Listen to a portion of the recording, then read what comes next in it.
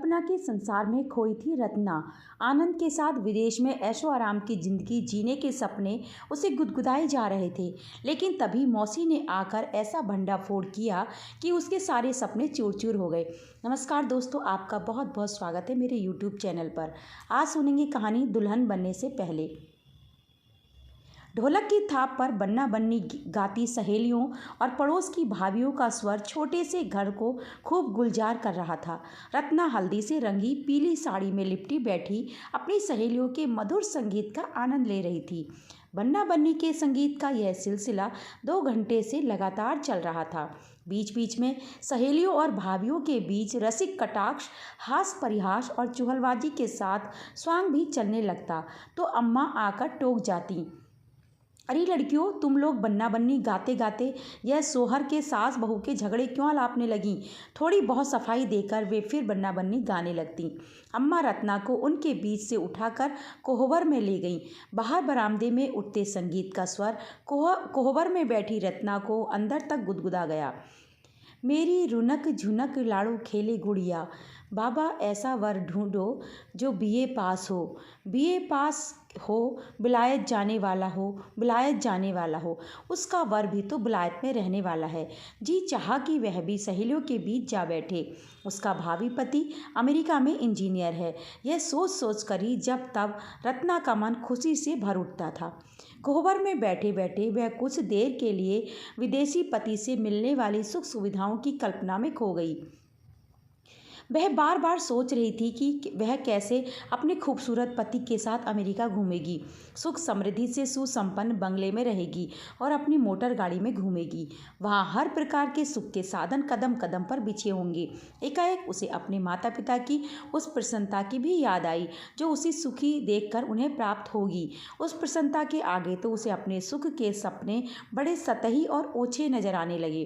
वह सोचने लगी, अम्मा और पिताजी बेटियों से उबर जाएंगे। दीदी की शादी से ही उनकी आधी कमर टूट गई थी। घर के खर्चों में भारी कटौती करनी पड़ी थी। कई तरह के कर्जे भरते भरते दोनों तन मन से रिक्त हो गए थे। रत्ना के नाम से जमा रकम भी बहुत कम थी। उसमें वे हाथ भी नहीं लगाते कि कब देखते ही देखते रत्ना भी विवाह योग्य हो जाएगी और वे कहीं के नहीं रहेंगे। लेकिन रत्ना की शादी के लिए उन्हें कोई कर्ज नहीं लेना पड़ा। आनंद के परिवार वालों ने दहेज के लिए सख्त मना कर दिया था। अमेरिका में उसे किसी बात की कमी न थी। रत्ना ने कोहबर की दीवारों पर नज़र दौड़ाकर देखा। जगह जगह से प्लास्टर उखड़ा था। छत की सफ़ेदी पपड़ी बन बन कर कई जगह से झड़ गई। दीदी की शादी के बाद घर में सफ़ेदी तो दूर, मरम्मत जैसे ज़रूरी काम तक नहीं हो पाए थे। भंडार घर की चौखट दीवार छोड़ने लगी थी। रसोई के फर्श में जगह जगह गड्ढे बन गए थे। छत की मुंडेर कई जगह से टूटकर गिरने लगी थी। कोहबर में बैठी रत्ना सोचने लगी, अम्मा पिताजी के दुख के दिन समाप्त होने वाले हैं। अब तो पिताजी के सिर्फ 40-50 हज़ार रुपये ही खर्च होंगे। बाकी जो 40-50 हज़ार रुपये और बचेंगे उनसे वे पूरे घर की मरम्मत करा सकेंगे। अब पैसा जोड़ना ही किसके लिए है। मुन्ना की पढ़ाई का खर्च तो वे अपने वेतन से ही चला लेंगे। जब सारी दीवार के उधड़े प्लास्टर की मरम्मत हो जाएगी और ऊपर से पुताई भी, तो दीवार कितनी सुंदर लगेगी। फर्श के भी सारे गड्ढे भरकर चिकने हो जाएंगे। माँ को घर में पोछा लगाने में आसानी होगी। फर्श की दरारों में फंसे गेहूं के दाने, बाल के गुच्छे, आलपिन वगैरह चाकू से कुरेद कुरेद कर नहीं निकालने पड़ेंगे। यही सब सोच सोच कर रत्ना पुलकित हो रही थी। रत्ना के भावी पति का नाम आनंद था। आनंद के प्रति कृतज्ञता से ने रत्ना के रोम रोम में प्यार और समर्पण भर दिया। बिना भांवर फिरे ही रत्ना आनंद की हो गई। तभी बाहर के शोरगुल से उसके विचारों को झटका लगा और वह ख्यालों के आसमान से उतरकर वास्तविकता के धरातल पर आ गई। कोई आया है? बड़ी मौसी आई हैं, दीदी आई हैं। इन सम्मिलित शोर शराबों से रत्ना समझ गई कि पटना वाली मौसी आई हैं। वह हंसोड़, खूब गप्पी और एकदम मुंहफट। घर अब शादी के घर जैसा लगेगा। कभी हलवाइयों के पास जाकर वे जल्दी करने का शोर मचाएंगी, घी तेल बर्बाद नहीं करने की चेतावनी देंगी, तो कभी भंडारघर से सामान भिजवाने की गुहार लगाएंगी। इसी बीच ढोलक के पास बैठकर बुआ लोगों को 2-4 गाली भी गाती जाएंगी।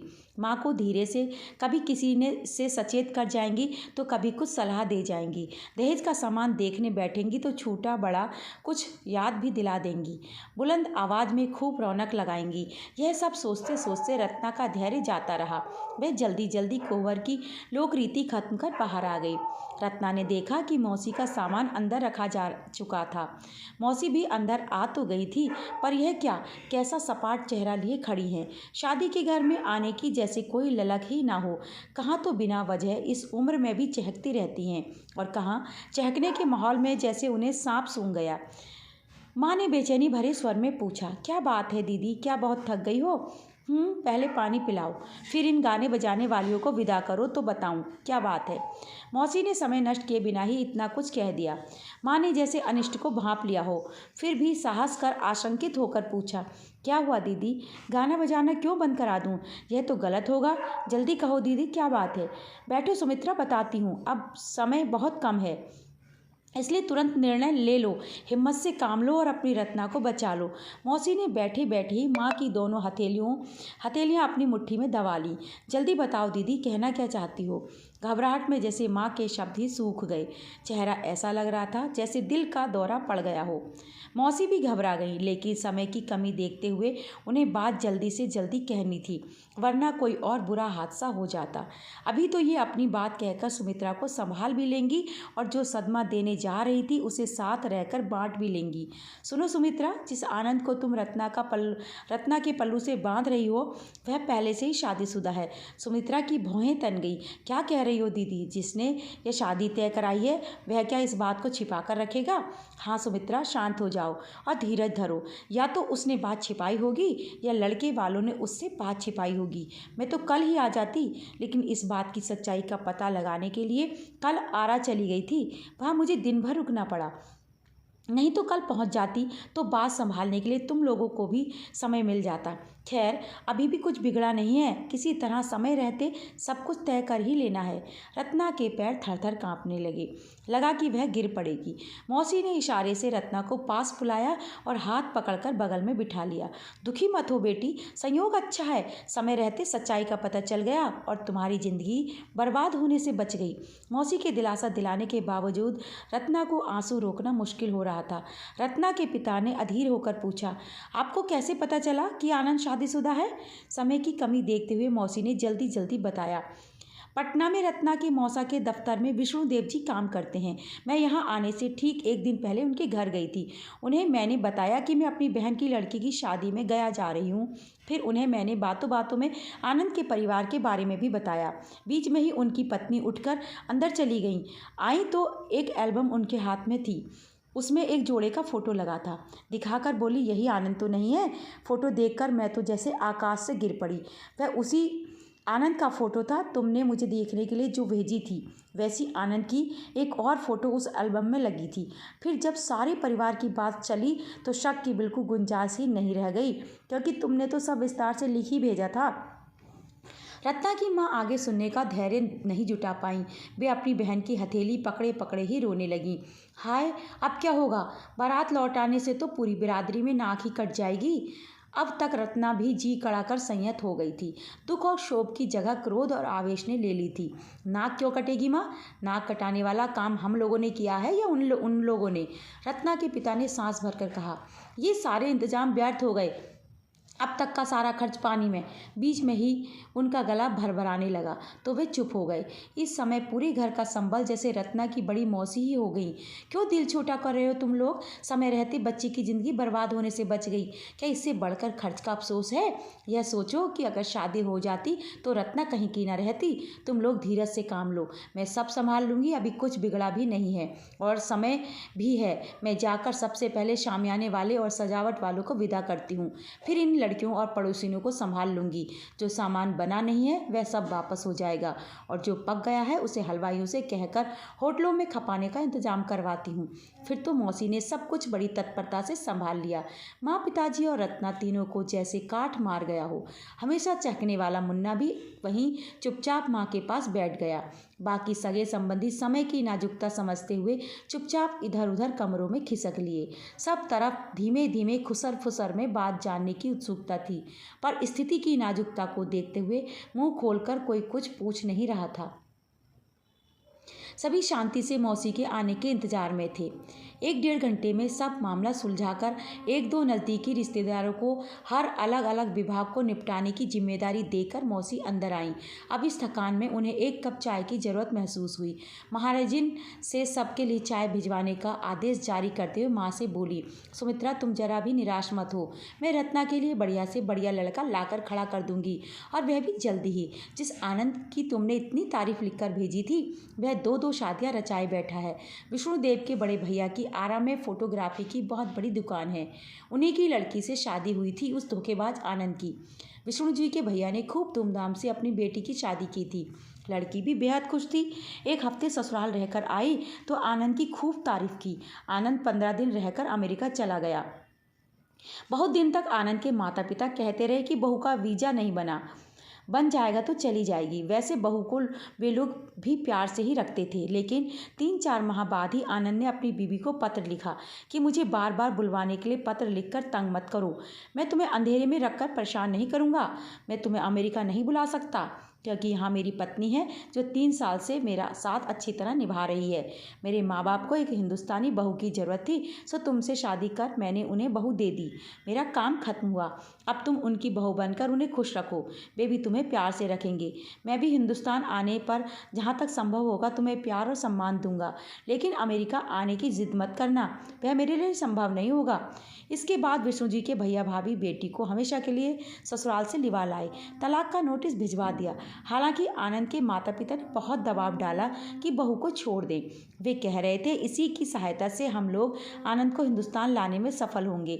आनंद हम लोगों को बहुत प्यार करता है, देर सवेर उसे अमेरिकी बीबी को छोड़ना ही पड़ेगा। लेकिन विष्णुदेव के भैया भाभी नहीं माने और समधी को इस धोखे के लिए खरी खोटी सुनाई। तलाक भी जल्दी ही मिल गया। लेकिन जरा उन लोगों की धृष्टता तो देखो, इतना सब कुछ हो जाने के बाद भी हिंदुस्तानी बहू लाने का चाव गया नहीं। फिर लड़के को देखो, वह कैसे दोबारा फिर सेहरा बांधने को तैयार हो गया।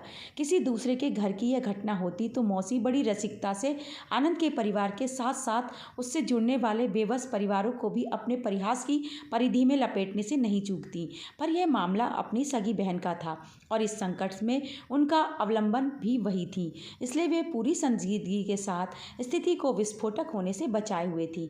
मौसी लड़के की अक्ल पर क्या पर्दा पड़ा है जो वह माँ बाप के इस बेहुदा खेल में दोबारा शामिल हो रहा है। अभी तक रत्ना जिसे मन ही मन महान समझ रही थी, उसके प्रति उसका तन मन वितृष्णा और घृणा से भर उठा। अरे बेटी, अनदेखे लड़की वालों के घर से उसे क्या सहानुभूति होगी। हिंदुस्तान आने पर माँ बाप फिर हिंदुस्तानी बहू की रट लगा देते होंगे, अपने अकेलेपन की दुहाई देते होंगे। रात दिन के अनुरोध को टालना उसके बस की बात नहीं रहती होगी। सुना है अभी भी वह माँ बाप का बड़ा आदर करता है और उनसे डरता भी है। अमेरिका जाकर वह जरा भी नहीं बदला है, बस अमेरिका वाली ही उसके दिल का रोग हो गई है जो सुना है कि हिंदुस्तान नहीं आना चाहती। हिंदुस्तान में माँ बाप के साथ शांति से 1-2 महीने गुजर जाएं और मौज मस्ती के लिए एक पत्नी भी मिल जाए, इससे बढ़िया क्या होगा। शायद इसलिए वह दोबारा शादी करने के लिए राजी हो गया होगा। सब कुछ सुनकर रत्ना के माता पिता मोहन व सुमित्रा तो वहीं तख्त पर निढाल से पड़ गए। सुमित्रा की आंखों से अविरल आंसू बह रहे थे। रत्ना के पास भी अब उपयुक्त शब्द नहीं थे जो वह माँ को चुप कराती। उसके तो हृदय में स्वयं एक मर्मांतक शूल सा उठ रहा था। सारे रिश्तेदार चुपचाप अपने अपने कमरों में जाकर तय करने लगे कि जल्द से जल्द किस गाड़ी से वापस लौटा जाए। किसी ने भी मोहन और सुमित्रा पर आर्थिक और मानसिक बोझ बढ़ाना उचित नहीं समझा। रत्ना के ताऊ जी ने पुलिस कार्रवाई करने की सलाह दी, लेकिन मोहन जी ने भीगे और टूटे स्वर में कहा, अब यह सब करने से हमें क्या फ़ायदा होगा, उल्टे मुझे ही शारीरिक, मानसिक और आर्थिक कष्ट होगा। उत्साह का काम होता तो शरीर भी सहर्ष साथ देता और पैसे की भी चिंता नहीं होती। अपने मनोभावों को पूरी तरह व्यक्त करने की शक्ति भी मोहन जी में नहीं रह गई थी। इसलिए यही तय किया गया कि बारातियों को अपमानित करके ही उसे दंडित किया जाए। किया भी यही गया। बाराती संख्या में बहुत कम थे। स्वागत तो दूर, उन्हें बैठने तक को नहीं कहा गया। चारों तरफ से व्यंग बाण बरसाए जा रहे थे। आनंद के पिता हर तरह से सफाई देने की कोशिश में थे, किंतु कोई कुछ सुनने को तैयार नहीं था। बारात में आए 1-2 बुजुर्गों ने भी सुलह करने का परामर्श देना चाहा तो कन्या पक्ष वालों ने उन्हें भी बुरी तरह से लताड़ा। रिश्तेदारों की निगाहों से बचकर रत्ना चुपचाप अकेली कोहबर में आ गई। बाहर उठता शोर रत्ना के कानों में सांप बिच्छू के दंश जैसा कष्ट दे रहा था। हालात ने उसे अशक्त, असमर्थ और जड़ बना दिया था। कांपते हाथों से धीरे धीरे वह विवाह के लिए पहने जाने वाली पीली साड़ी उतारने लगी। दोस्तों, ये थी आज की कहानी। आपको कैसी लगी कमेंट करके मुझे ज़रूर बताइएगा। और इसी तरह की नई नई कहानियों के लिए मेरे चैनल को भी सब्सक्राइब कर लीजिए। वीडियो को लाइक और शेयर भी ज़रूर कीजिएगा। कहानी सुनने के लिए आपका बहुत बहुत धन्यवाद।